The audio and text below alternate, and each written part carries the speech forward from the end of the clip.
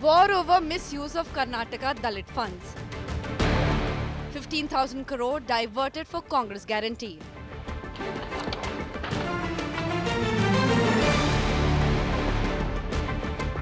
National Dalit panel notice to Karnataka government. We brought a law in this. First time Andhra Pradesh had brought it. Second time we have brought it. And we are giving to those same section of the society. What's wrong in it? There is nothing wrong in it. BJP's pickpocket Sarkara jibe at Congress. This scandal is not limited to only the concerned minister or the ex-minister Nagendra. Much more bigger names will emerge once CBI does the investigation completely. Sidhu Sarkara faces heat.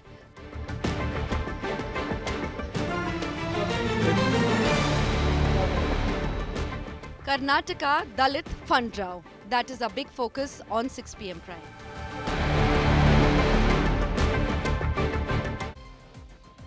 That's our top focus here on India Today. I'm Nabila Jamal. All right, the Karnataka government seems to be in a tough spot. They've got to ensure that the 5 guarantees that they've promised to the people at large, attributed largely to their victory in the state, must be delivered. And so they're doing all that they can to smooth or rather streamline their finances in such a manner where it appears some departments are feeling sidelined. And that includes the SC/ST department here. Now, Siddaramaiah government has been pulled up by the National Commission for Scheduled Castes, issuing a notice to the government asking for a detailed explanation on why the government has decided to divert nearly 15,000 crores that's meant for SC/ST welfare funds, diverted towards promises and the guarantees assured by the Congress government in the state. Of course, at this point, the National Commission underlining that it's its responsibility to monitor and safeguard the rights of the SC/ST, and welfare is important to them, that their share cannot be taken away. And so 7 days has been given to the Karnataka government to come up with a response. BJP calls this pickpocket, says the Congress government talks about Dalit upliftment, but this is nothing but stealing from the Dalits. Here's more.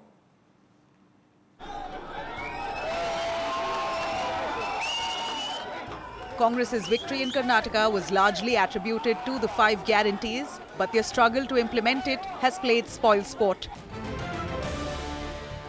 In spirit of smoothly delivering their promises, the state government has decided to divert 14,730 crores from the SC/ST fund pool, warranting a reaction now from the National Commission for Scheduled Caste. The constitutional body monitoring SC/ST welfare has raised concerns over the move, asking for detailed report from the Karnataka government within 7 days' time, explaining the rationale behind this decision. Karnataka की government है, उसने अनुसूचित जाति के कल्याण हेतु जो fund है उसका दुरुपयोग करके अन्य जगह पर वो उपयोग कर रही है, दुरुपयोग कर रही है। तो ये सरासर अनुसूचित जाति कल्याण हेतु जो भी योजना है उसके विरुद्ध भी है और संविधान के विरुद्ध भी है।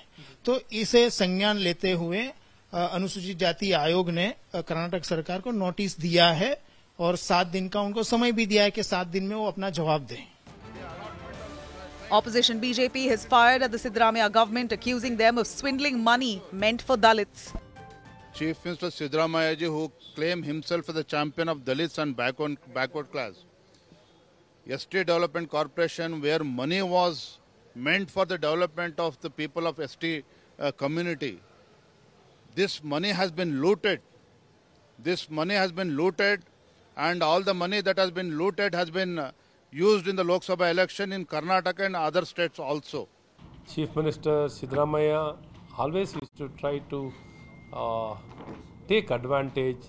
He has now misused the SC/ST funds for the guarantee scheme. I think that's a right case been taken up by the Human Rights Commission or the National Scheduled Caste and Scheduled Tribe Commission. I think that's a right direction, and I think the issue should be picked up by them and necessary action should follow. Congress government argues this isn't diversion of funds as the money will still be used for people from the SC/ST communities, citing guarantees for all. It is shame on the National Secretary. If the National Secretary is there, let it issue to the central government. See, we have brought a law Whatever money we are spending to the same community people. We have made a law in this state that this percentage of money we are going to spend to the concerned this one. So in whatever 38 crores or 33 crores or 28 crores, whatever is there, we brought a law in this. First time Andhra Pradesh had brought it, second time we have brought it, and we are giving to those same section of the society. What's wrong in it? There is nothing wrong in it. We are not utilizing that money for any other purpose. For yes, our guarantee definitely that money in all these programs, SC/STs are also there. So I don't think there is a misuse. But all the money which has been given will be spent to SC/ST only. Karnataka government recently has been working on overdrive, implementing several measures to improve its finances to fund their guarantees. Sales tax on petrol and diesel has been hiked. Guidance value of all properties has been revised. Milk prices have increased.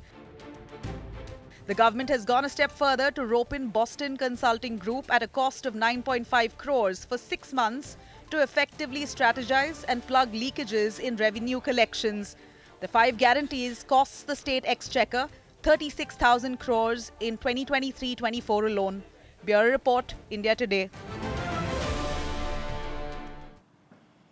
All right, there you have it. Big guarantees demand big money, and the Congress government in Karnataka is doing all that it can to try and work things out financially.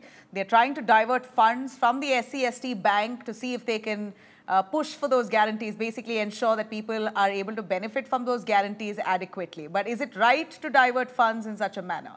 Let me cut across to our correspondents, Sagai Raj and Anaka Keshav, who's been very closely tracking these developments. Sagai, over to you first. We're looking at the National Commission who he pulls up the Karnataka government saying that this is basically depriving and compromising with the welfare initiatives of the SC/ST. It's a constitutional body, and they say that it's their right to monitor and ensure that the issue is taken up. They've asked for a proper explanation in 7 days' time to why this decision was made. Have you heard extensively from the Congress netas on what was their rationale behind this move? See, the Congress is justifying that they are the one who bought the law, where the money, whatever is being allotted for that particular ministry, that is SC/ST ministry, will be used only for that particular ministry, whereas when it comes to other ministries, they can even divert the remaining fund. For an example, there is a budget of 50 crore rupees, and they can spend up to 45 crore rupees, and 5 crore rupees can be diverted to the other ministry. But when it comes to SC/ST, they cannot divert the money, and that is the law which was initially inducted in Andhra Pradesh, and subsequently it was been brought in Karnataka, and now it has been implemented.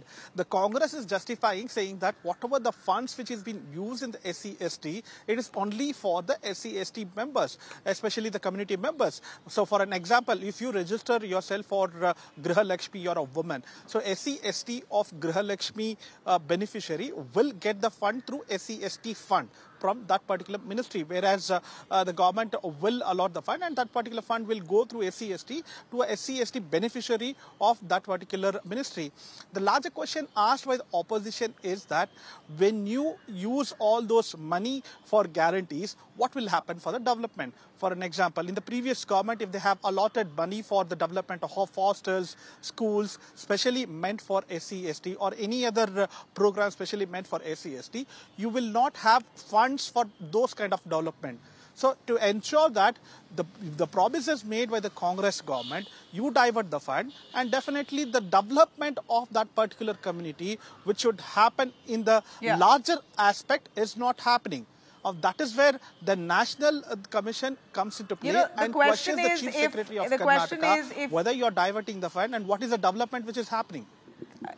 But, Sagai, the question is, have they used up all those funds for SC/ST development the previous year? See, there is no stats which has been released by the government, but what we get to learn is the Congress government have justified saying that the beneficiaries from SC/ST community getting these funds through that particular ministry.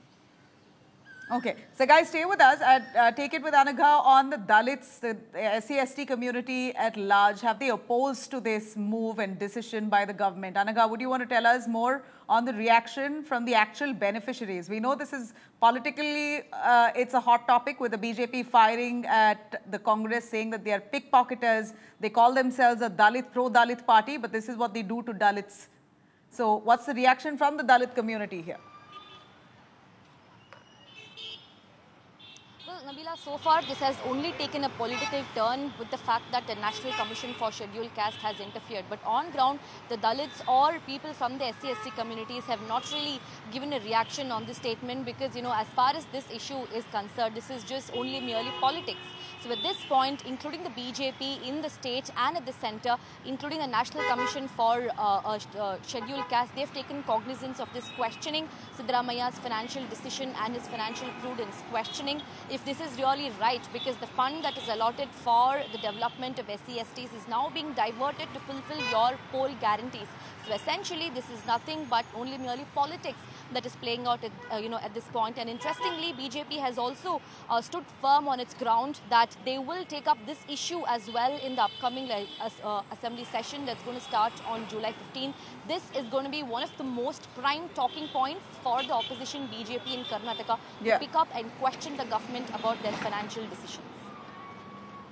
Anagha, thanks very much. Sagai, thank you as well for that. Well, we know that this is also linked in a way to the Valmiki's alleged scam, which currently even the ED has jumped into probe. And on that, I have some big news coming in.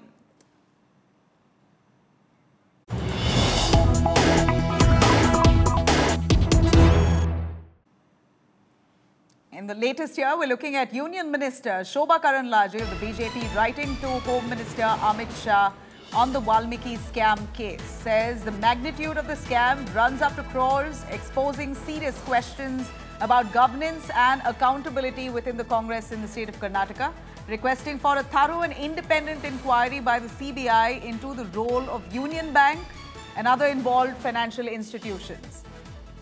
Meanwhile, the Congress says that CID, SIT, both investigating the case. What was the need for ED to jump in? It clearly looks politically motivated. Remember, the allegations are that nearly 187 crores was taken out of the Valmiki board, which was meant for ST, Scheduled Tribes upliftment, and diverted through different means and channels to several unidentified, unknown IT companies, and then a bank in Telangana as well.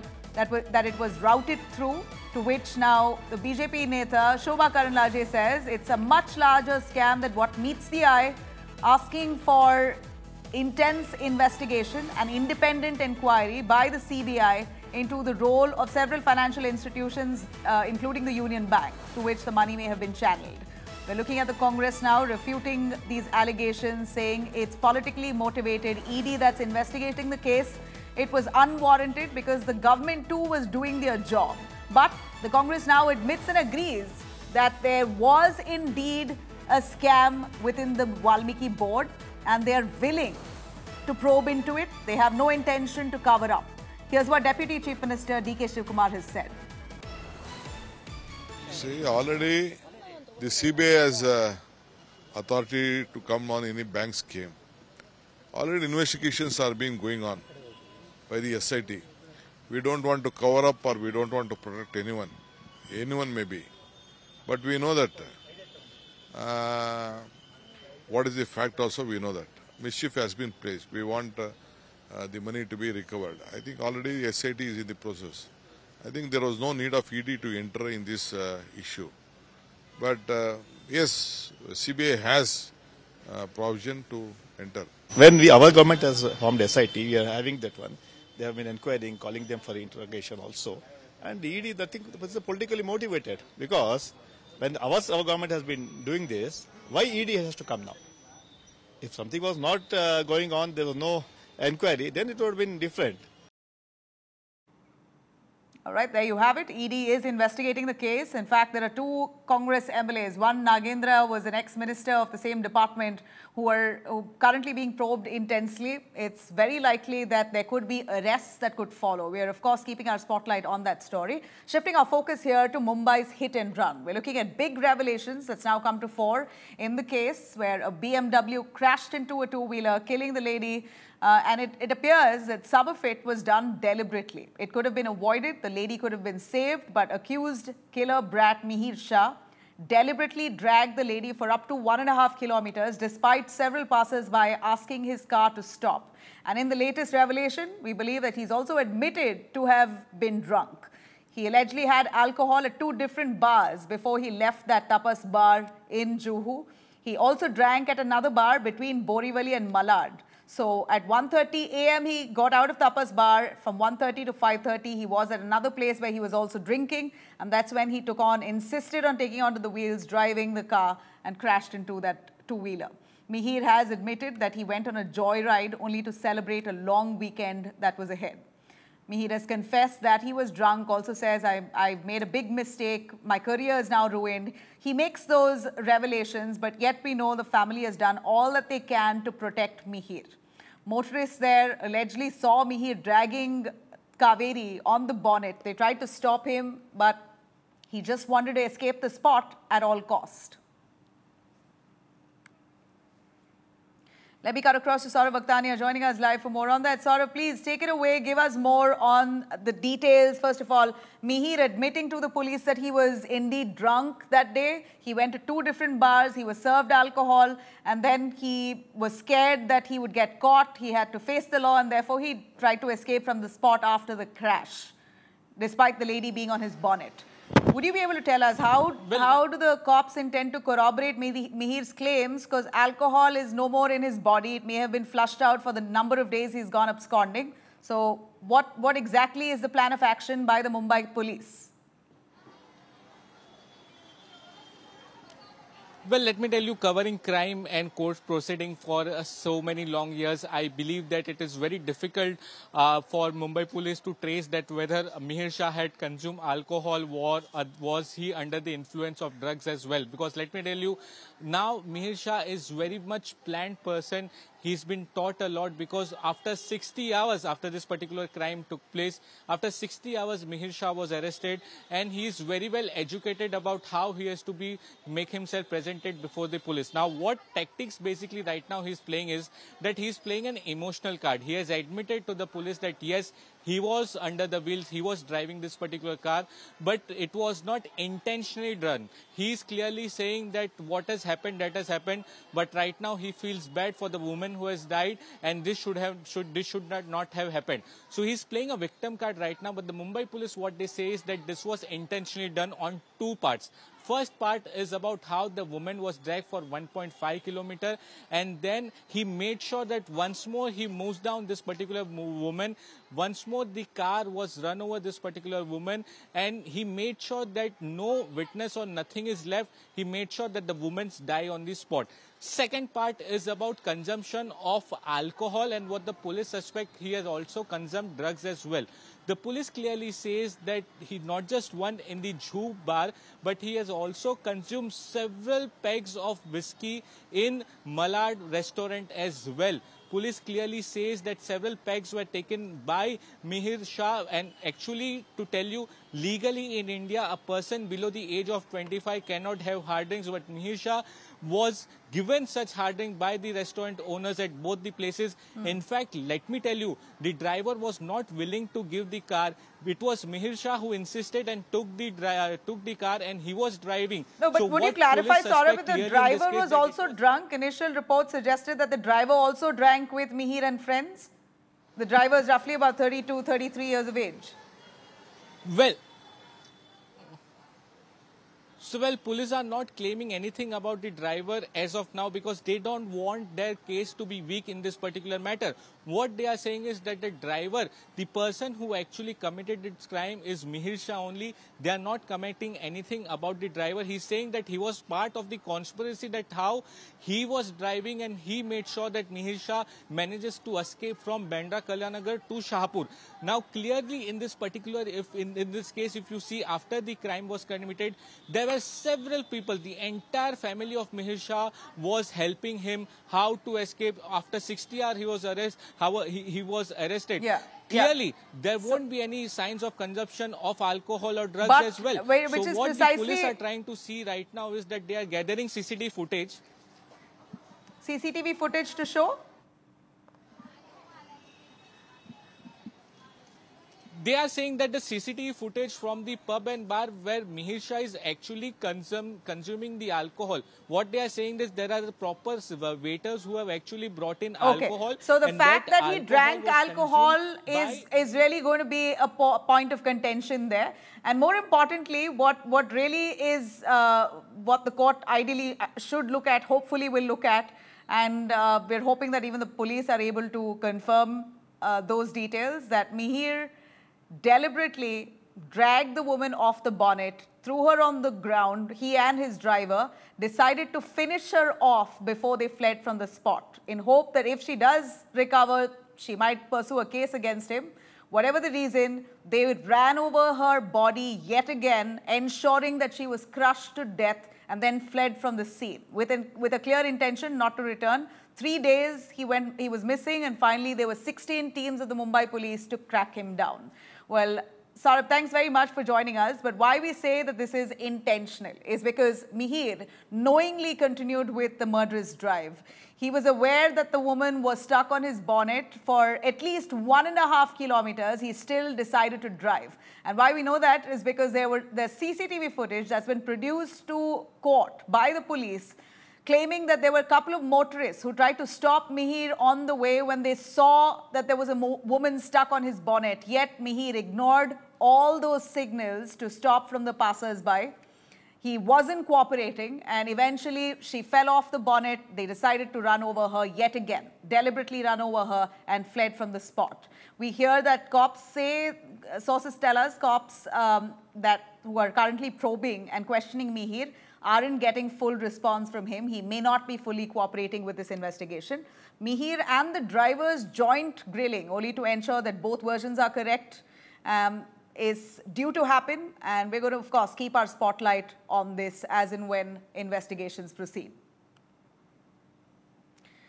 All right, shifting our focus to the quote-unquote fraud IAS officer, where we see who's not, in fact, she's used all her political clout to become an IAS, and now we hear that there's enough and more controversy around the fact that she's faked her documents to get to that position and post in the first place. The controversy around her being high-handed and making several demands, asking for a car with a beacon, VIP culture that she wanted to carry out in office, wanted a cabin, wanted a peon, a bodyguard, etc. All that is now secondary. The main bone of contention in this case here is the fact that this officer, a trainee who's just newly joined, has now, in fact, what we hear is that this lady has faked documents of her OBC certification. She has lied about the fact that she is mentally disabled or mentally ill.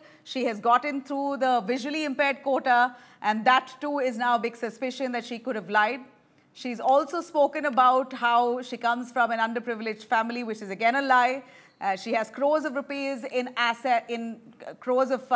rupees of worth assets that is in her name and her father's name. So in every level, the lady has lied blatantly.